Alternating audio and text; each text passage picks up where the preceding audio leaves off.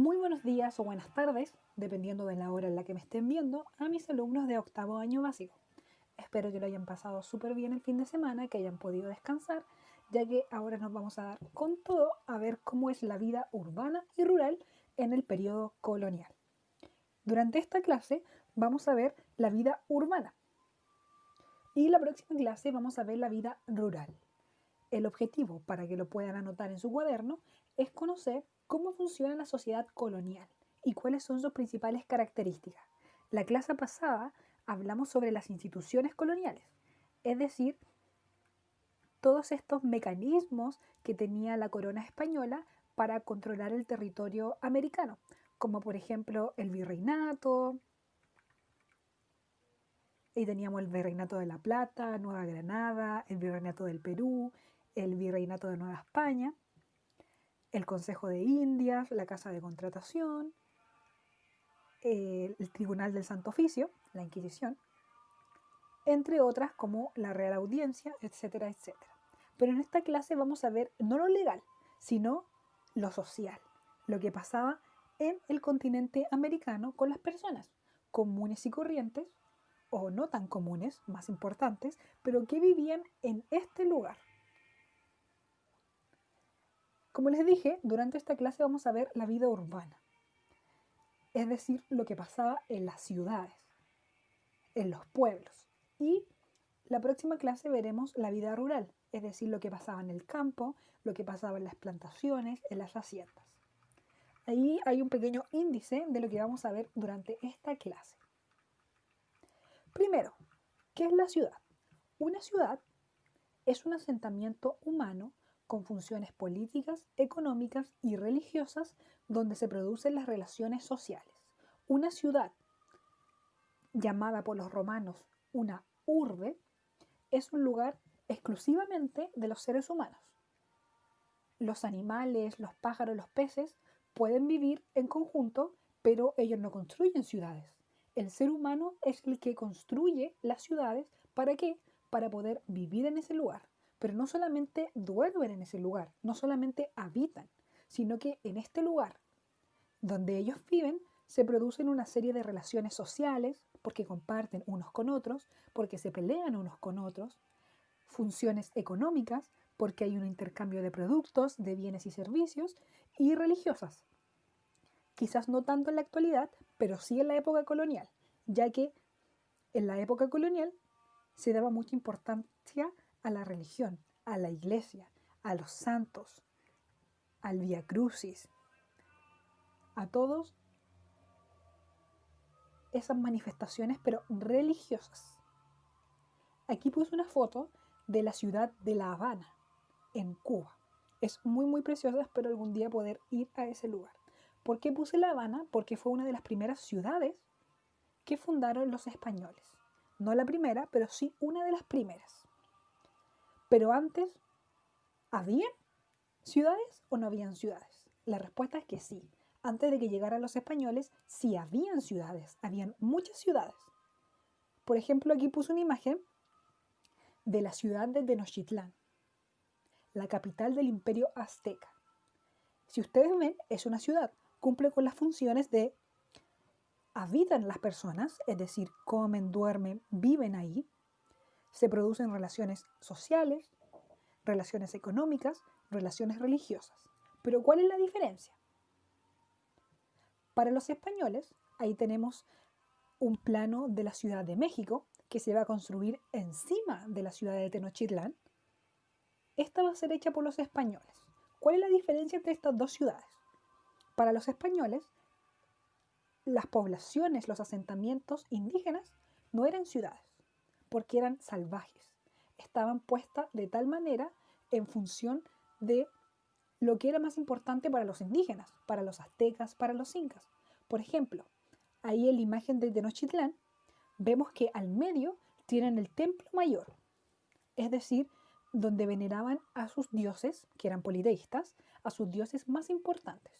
Y vemos a un costado de la plaza, o sea, a un costado de el templo mayor, vemos una plaza. En esa plaza se realizaban las fiestas, las ferias, las grandes celebraciones religiosas, los sacrificios y todo eso. En cambio, si vemos esta imagen de la Ciudad de México, es muy distinto, porque al medio tenemos una plaza y ya no tenemos un templo para hacer sacrificios a Huitzilopochtli, sino que tenemos una catedral y otro tipo de casas o edificios. ¿Por qué era muy importante la ciudad? Los españoles, cuando ellos llegaban, aparte de robarse el oro y las riquezas, lo primero que hacían era fundar una ciudad, pero una ciudad a la usanza española, una ciudad donde se aplicaba el estilo urbanístico renacentista. Se ordenaban los edificios de la ciudad en función de su importancia. Por eso era muy importante para los españoles crear su propia ciudad, porque así reemplazaban toda esta barbarie que tenían los indígenas. Esto no es lo que opino yo, sino que es lo que pensaban ellos en ese momento. Pensaban, tenemos que eliminar esta ciudad indígena, este poblado indígena, y tenemos que hacer una ciudad a la usanza española. Porque así estaban civilizando el lugar. Aquí hay una imagen de la fundación de la ciudad de Santiago, de Chile, en 1541. El 12 de febrero de 1541, don Pedro de Valdivia llega a las inmediaciones del río Mapocho, del cerro Huelén, y allí decide fundar la ciudad de Santiago. El cerro Huelén, que después se va a llamar el Santa Lucía. Ahí en la imagen vemos como al medio tenemos a Pedro de Valdivia, está apuntando hacia el suelo, hacia el lugar, porque lo más importante es aquí, construir la ciudad. Pero no era cualquier ciudad, no era llegar y edificar cualquier edificio, cualquier cosa que se me ocurriera. Había que hacer un plano. Esto es como, quizás les puede llamar la atención a alguno de ustedes que querrá estudiar a lo mejor arquitectura cuando sea más grande. Ahí les van a tocar de nuevo el tema del plano ortogonal o el plano damero. Este es un plano, es decir, un dibujo antes de que yo construya, donde yo hago una especie de boceto de cómo voy a ordenar mi ciudad. Eso es un plano. Y en este caso es un plano ortogonal o más conocido como un plano damero. ¿Por qué? Porque es muy parecido a un tablero de damas o a un tablero de ajedrez. Una de las características es que parece un tablero. La segunda característica es que organizarlo de esta manera ayuda a la defensa de la ciudad. Además, es muy práctico y muy funcional. ¿Por qué? Ahí pueden anotar eso mientras, le ponen pausa y lo anotan, y vamos a ver un ejemplo. Ahí en esa imagen tenemos el plano de la ciudad de Santiago, que les mostré anteriormente, que ahí se ve Pedro de Valdivia fundando la ciudad. Para él construir la ciudad tuvo que primero hacer un boceto. Y aquí tenemos el boceto de la ciudad de Santiago. Ahí en el centro, donde están esos cuadraditos que parecen como ventanas, vemos la Plaza Mayor o la Plaza de Armas. Y alrededor de la Plaza de Armas van los edificios más importantes. A ver, voy a dibujar aquí. En esta parte, ahí el centro, si no se alcanza a ver, les leo, dice Plaza Mayor o Plaza de Armas. Esta va al centro y los edificios más importantes, todo eso que están alrededor, van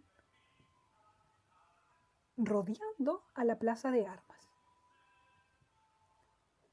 Aquí tenemos una imagen de el centro de Santiago desde una vista aérea de la Plaza de Armas. No sé si la habrán sacado con un helicóptero o con un dron, bueno, da lo mismo, pero ahí vemos el medio de la Plaza de Armas. ¿Ustedes han escuchado o han ido a la Plaza de Armas en Santiago? Queda cerca de la Moneda. Ahí en la Plaza de Armas se encuentra la catedral. No sé si ustedes han tenido la oportunidad de ir a Santiago, pero pueden ir cuando termine esta pandemia, a hacer un recorrido como más histórico por la parte antigua de Santiago. Y ahí van a llegar a la Plaza de Armas. La Plaza de Armas, ahora ahí se ponen a un montón de vendedores ambulantes, se ponen a hacer los shows, se ponen a vender las cosas a los peruanos, y que ahí siempre molestaban por eso. Esa es la Plaza de Armas. al igual que lo planeó hace ya 500 años Pedro de Valdivia. Sigue estando exactamente igual. Si uno mira esta imagen aérea de la Plaza de Armas, van a ver que al medio tenemos la Plaza Mayor, es decir, la Plaza de Armas, y alrededor los edificios más importantes. La catedral, aquí tenemos el edificio donde está el Museo de Historia Nacional, que antiguamente fue la Real Audiencia. Creo que se lo dije en la clase pasada, a ver. Sí, tenemos donde estuvo la Real Audiencia, es decir, edificios muy, muy importantes para esa época. Y todavía está de la misma manera en que la planeó Pedro de Valdivia hace 500 años. O sea, a mí me parece algo maravilloso que todavía se conserve. ¿Qué es la Plaza de Armas? Ahí hay otra foto aérea de la Plaza de Armas. La Plaza de Armas, denominada Plaza Mayor o Plaza de Armas, es un espacio grande, polvoriento y abierto donde se desarrolla la vida urbana.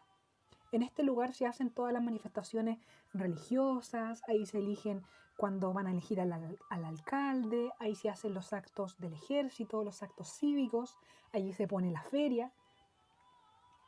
Se llamaba antiguamente Plaza de Armas porque ahí se reunía el ejército. Y era el primer lugar en construirse, ahí hacían sus campamentos el ejército y luego empezaban a hacer el resto de la ciudad. Pero ahora actualmente la Plaza de Armas funciona como un parque, tiene una pileta, arbolitos, palmeras, muchos monumentos, vendedores ambulantes y es un lugar como de descanso. También en ese lugar funcionaba el cabildo. ¿Les suena la palabra cabildo? El cabildo es una especie de consejo municipal. Es lo que ahora sería un consejo municipal, la municipalidad. Y en este lugar se representaban los intereses locales de los vecinos del lugar. Es decir, todos los que vivían en Santiago iban al cabildo y ahí se tomaban ciertas decisiones importantes, como por ejemplo la administración del aseo, la administración, por ejemplo, de dónde iban a estar las ferias. Todo eso, que es lo mismo que lo hace la municipalidad actualmente, se encargaba el cabildo. Y también teníamos la catedral, que era el edificio más importante en esa época. Esta es una imagen de la Catedral de Santiago. Se encuentra justo al frente de la Plaza de Armas. Es un edificio precioso, aunque esa no es la original, porque la catedral que fue fundada por Pedro de Valdivia se cayó un montón de veces con todos los terremotos que habían en Chile. Dato curioso, los españoles no pensaron nunca que en Chile iban a haber tantos temblores. Así que todo lo que construyeron se cayó un montón de veces durante varios y varios años.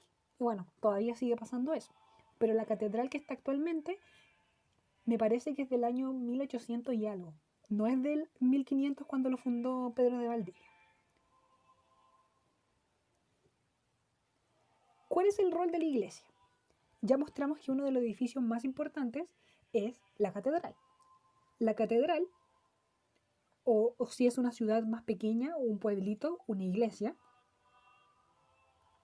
es el edificio máximo de la administración local de un local religiosa de una ciudad o de un pueblo. Nosotros a lo mejor actualmente no le damos mucha importancia a la iglesia. A lo mejor yo no los voy a juzgar. Muchos de ustedes son agnósticos, son ateos, algunos de ustedes quizás tienen otras religiones, algunos de ustedes quizás no les importa la religión.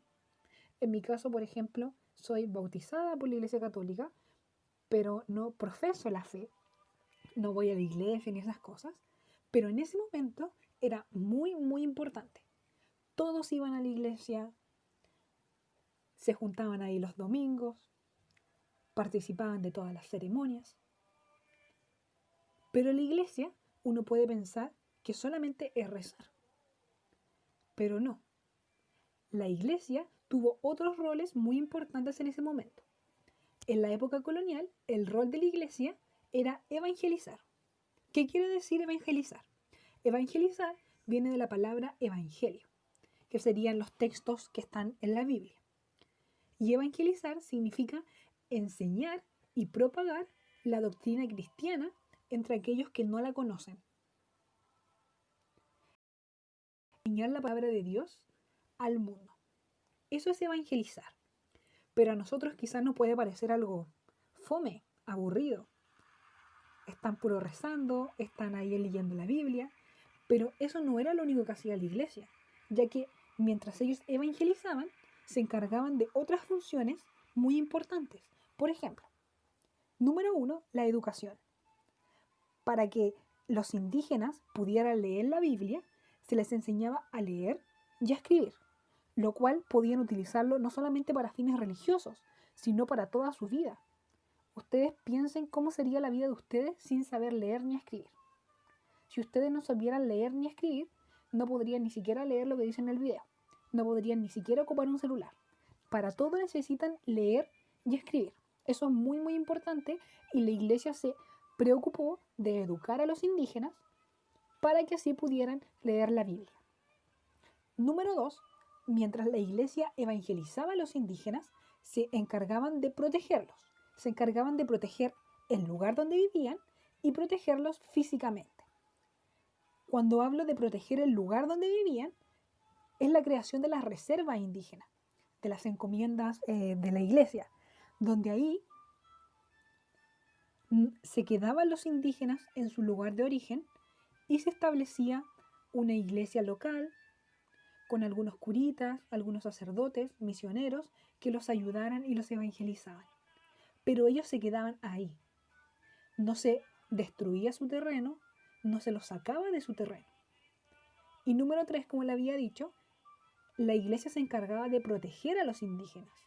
Como vimos hace varias clases atrás, en un comienzo los españoles querían esclavizar a los indígenas. Pero gracias a sacerdotes del momento, que me parece que el fray Bartolomé de las Casas, a ver, lo voy a buscar, ya ahí lo googleé, y sí, efectivamente, en el debate de Valladolid, el fray Bartolomé de las Casas pidió que no se esclavizaran a los indígenas, dando todos sus motivos y sus razones. Por eso, al tener en cuenta la opinión de la iglesia, España no esclaviza a los indígenas. Ustedes podrán decir, si igual los trataban mal, igual los mataban, los torturaban, sí, pero por motivos como de pelea, de batalla o de maldad. Pero legalmente no se podían esclavizar, no se podían obligar a trabajar legalmente.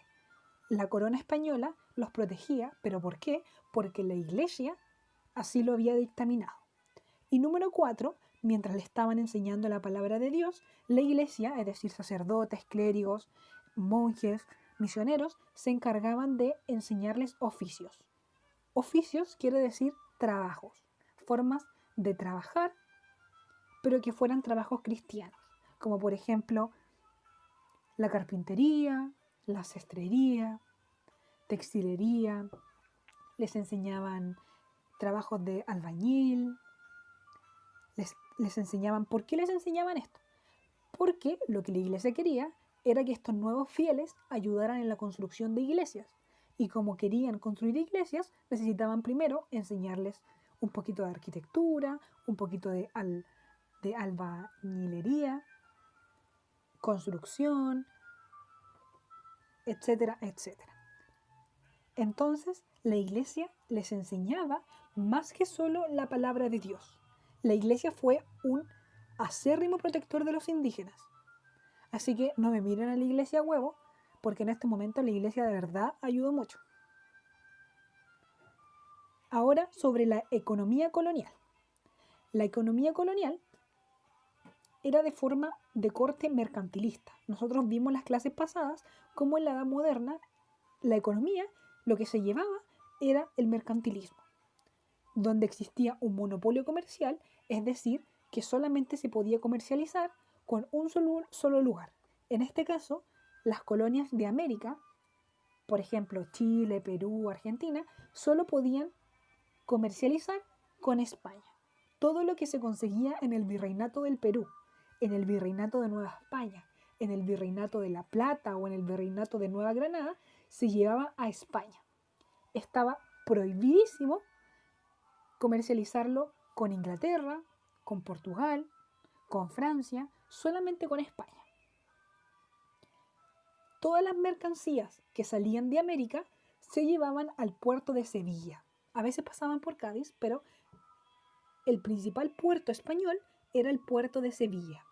Aquí en esta imagen podemos ver algunos de los puertos más importantes de ese momento.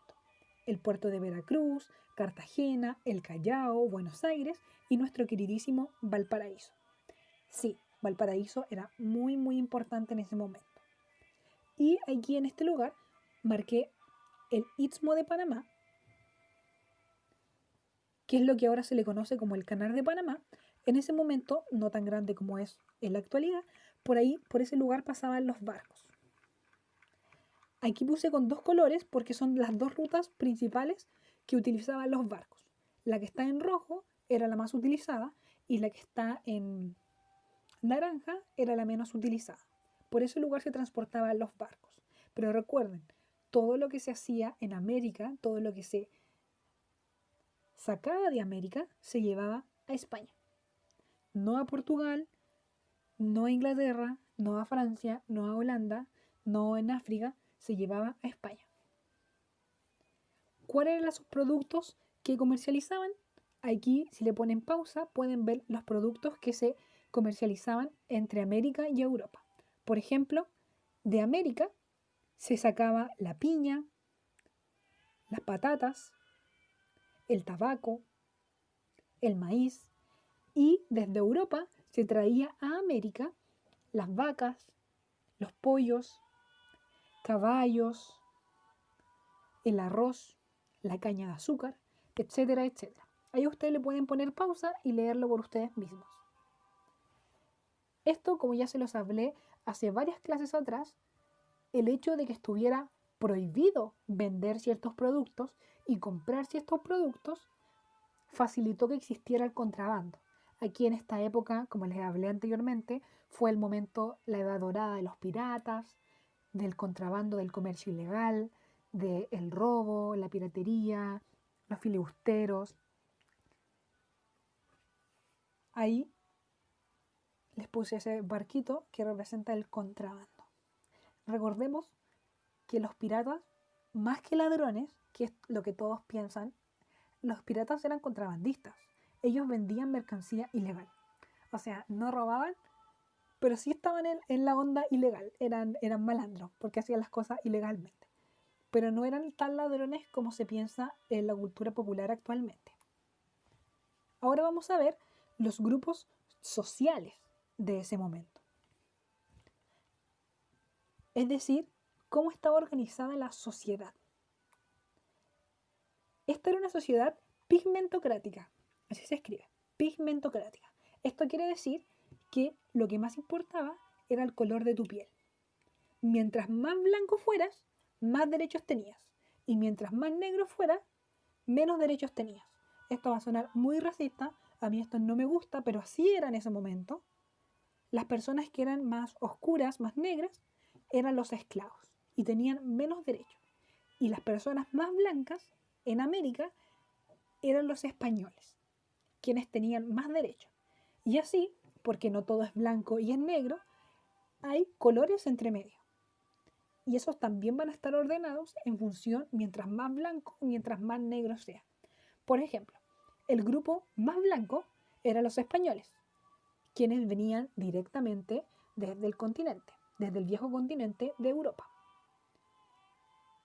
Luego venían los criollos, luego los mestizos, después los indígenas, después los zambos y mulatos y finalmente los esclavos. Ahora vamos a ver cada uno de estos. Los españoles, como les dije, eran aquellos que habían nacido en Europa, pero se habían venido a vivir por alguna circunstancia a América. Ellos eran como los cuigos del momento, eran los muy, los que controlaban todo el poder económico y político del momento. Ellos hacían las leyes, ellos controlaban todo lo que pasaba en América. Ahí están los más blancos. Luego de los españoles vienen los criollos. Los criollos son hijos de españoles, es decir, una mamá española que nació en España y un papá español que nació en España, venían a América y tenían un hijo que nacía acá. Si ese hijo nacía en América, se llamaba criollo. Eran igual de blancos que los españoles, pero por el hecho de haber nacido acá, se consideraba que estaba un eslabón más abajo. Los españoles tenían más derecho que los hijos de españoles nacidos en América. Luego venían los mestizos. Los mestizos es la mezcla racial entre indígenas y españoles, es decir, entre un indígena y un europeo. Los mestizos no eran vistos de buena manera, ya que los indígenas no los querían por ser muy blancos y los españoles tampoco los querían por ser muy morenos. Ellos estaban como en un punto medio, eran una mezcla. Por eso aquí puse estas imágenes donde vemos arriba un padre español y una madre indígena y tienen su bebito o bebita, no lo sé. Y también pasaba al revés. En la parte de abajo tenemos una persona blanca, una mujer española, y tiene su hijo indígena, mestizo, porque tiene que haber tenido alguna relación sexual con un indígena y tuvo este hijo. Estos frutos del amor o de la pasión o de violaciones que a veces pasaba, más que nada eran violaciones, entre un español y un indígena, eran los llamados mestizos. Y se encuentran ahí, después de los criollos. Siguen siendo del lado más blanquito. Luego venían los indígenas.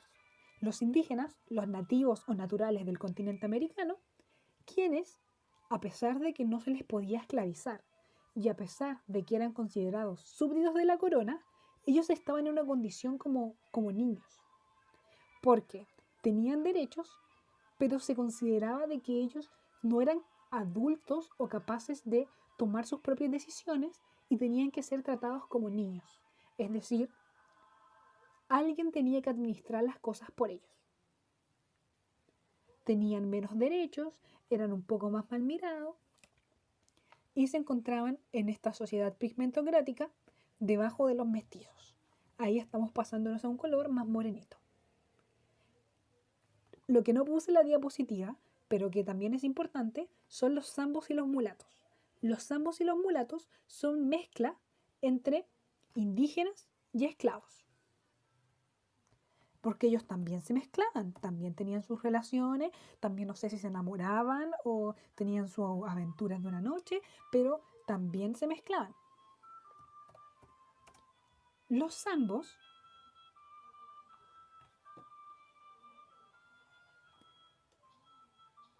ahí lo estoy.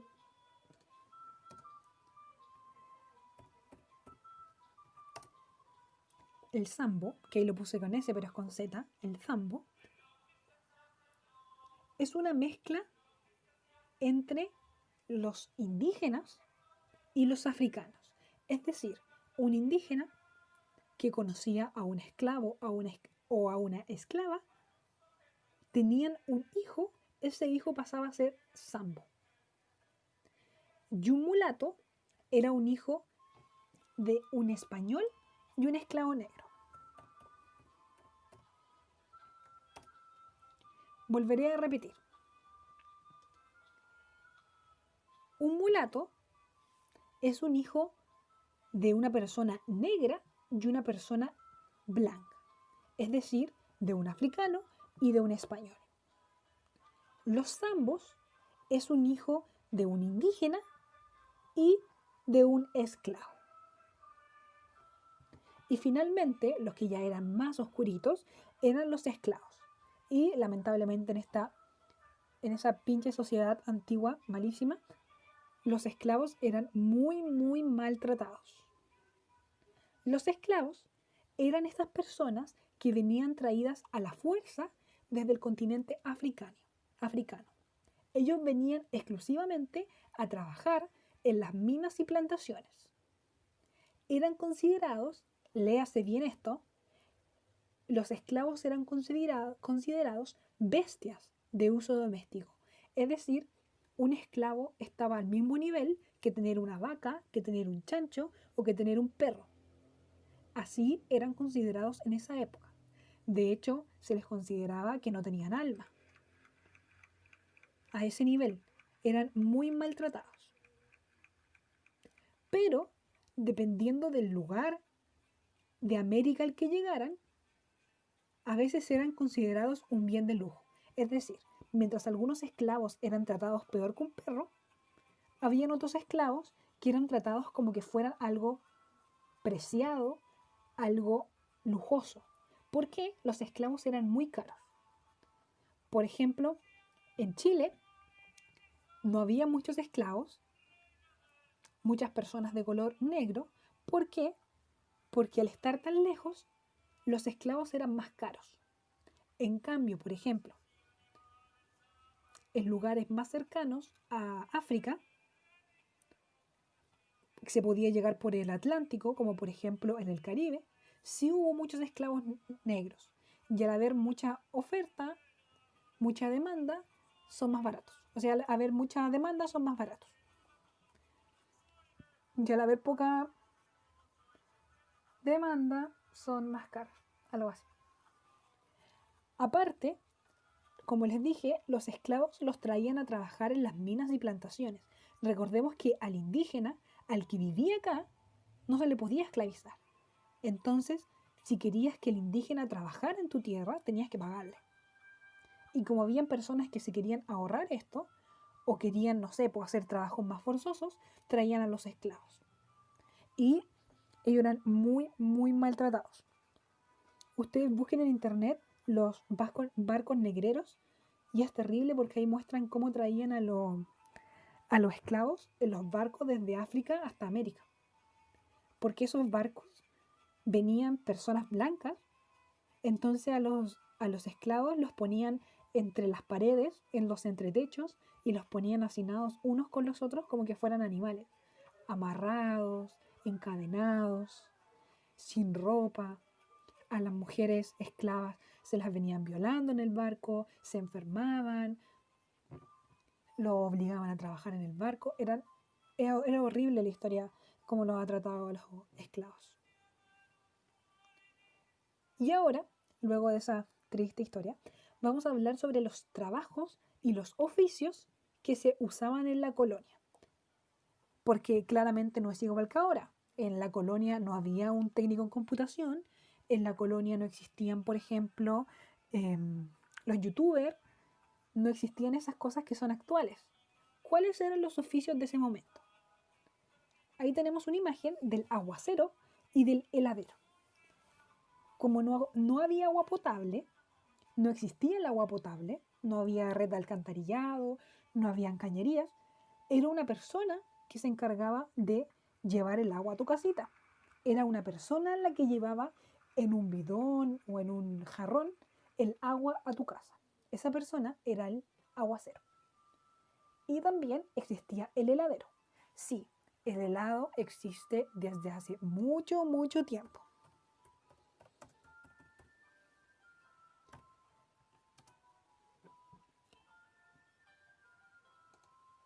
El helado viene desde hace 4000 años.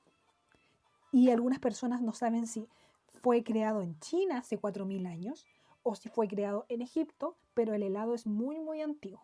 Así que sí, si ustedes viajan en el tiempo, se pueden comer una copa de helado, una casata y su trululú, su centella, te van a vender helado, porque sí existe.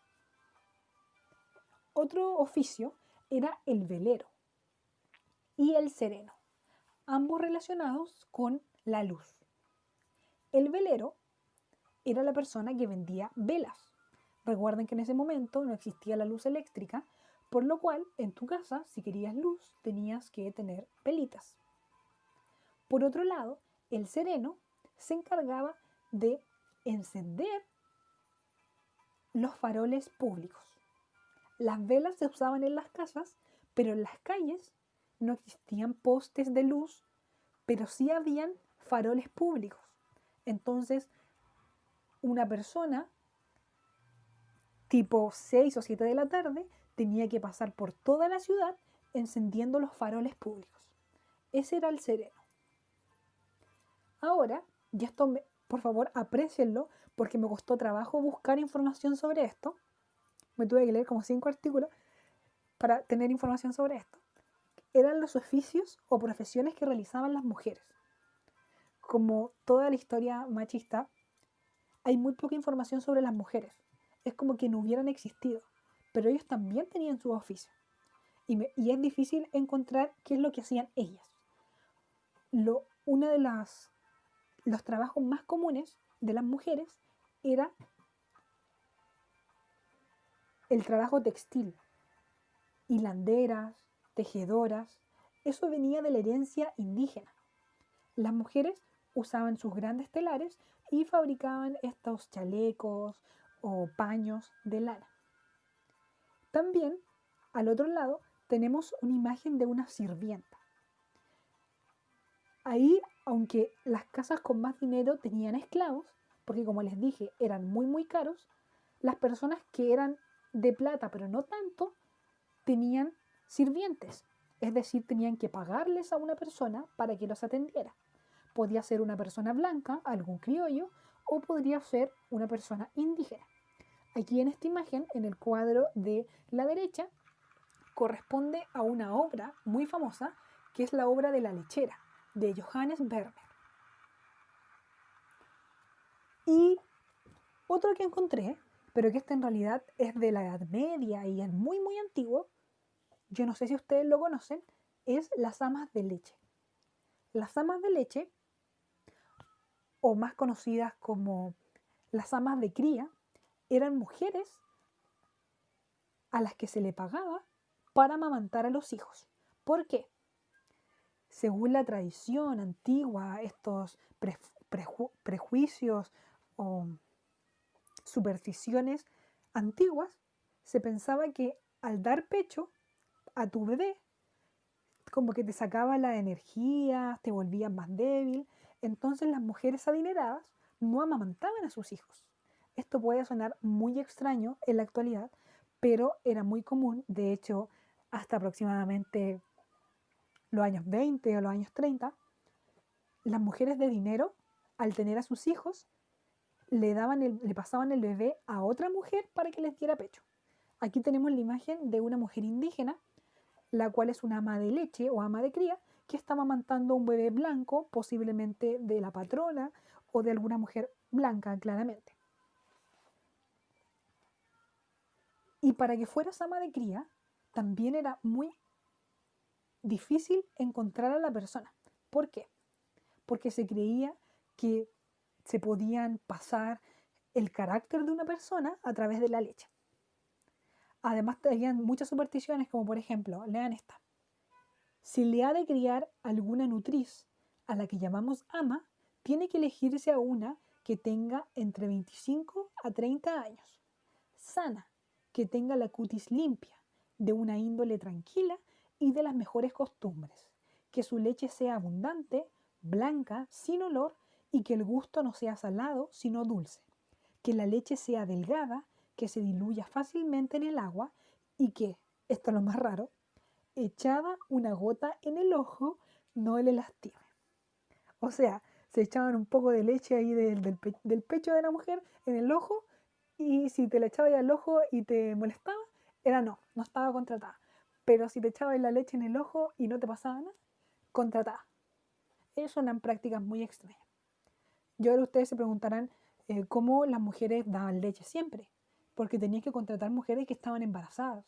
O sea, esas mujeres que se les contrataba para criar hijos de otra persona, descuidaban a sus propios hijos, porque tenían que usar todo el tiempo para amamantar a los hijos de otra persona. Esto también era muy cruel, sobre todo cuando empezaron a llegar los esclavos negros, los esclavos aquí a América, se empezaron a usar a las mujeres esclavas como amas de cría y a los patrones blancos no les importaba si el niño, el hijo de la esclava no tomaba nunca leche, si se moría les daba lo mismo, tenía que darle pecho al hijo del patrón. Y bueno, luego de 40 minutos vamos finalizando la clase. ¿Qué aprendimos? Primero, lo que era el plano de Amero, los principales edificios y la importancia. ¿Cómo era la ciudad colonial? Ahí vimos la plaza de armas, la catedral, el cabildo. Luego vimos el comercio colonial, el monopolio comercial, los principales productos, los principales puertos y rutas marítimas. Y número 3, vimos los grupos sociales, ordenados por pigmentocracia, por el color de su piel, la característica de cada uno y los trabajos que existían en esa época. Eso ha sido toda la clase de hoy. Si tienen alguna duda, me pueden escribir a mi correo. Y cualquier información adicional que necesiten, me la pueden preguntar o pueden buscar en internet, sobre todo si les interesó el tema de las mujeres o de la sociedad pigmentocrática.